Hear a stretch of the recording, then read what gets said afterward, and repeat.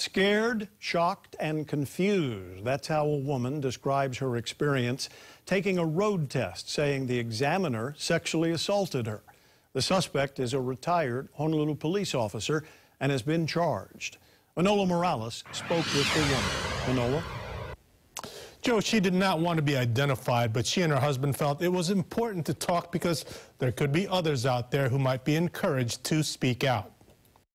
Corbett Roy is charged with 3 counts of 4th-degree sex assault and 1 count of harassment. He was with HPD for 31 years and retired as a sergeant in 2011. The woman tells us that Roy was the examiner when she took the road test in Kaneohe last week. She says Roy grabbed her right hand and forced her to touch him while at a stop sign. She slapped his hand and told him to stop.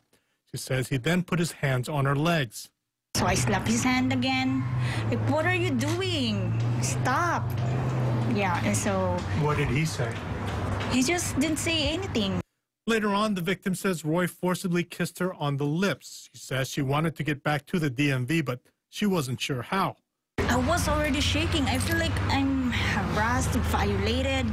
I was like, I'm shaking already. I'm scared.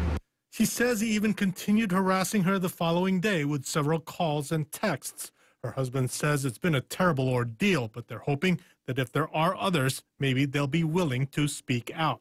For standing up and doing that. I'm just so proud that she had the courage to do that. The city says Roy has been with the DMV for 3 years as a short-term contract worker, and there have been no incidents in the past with him or other examiners, but the city is reviewing its hiring procedures. We do want to take a good look, review what we do, review how we can improve, and make any change that might be necessary. Corbett Roy was released after posting bail of $1,000. The city says he has not been at work since the allegations were made. Joe. Thank you, Manolo.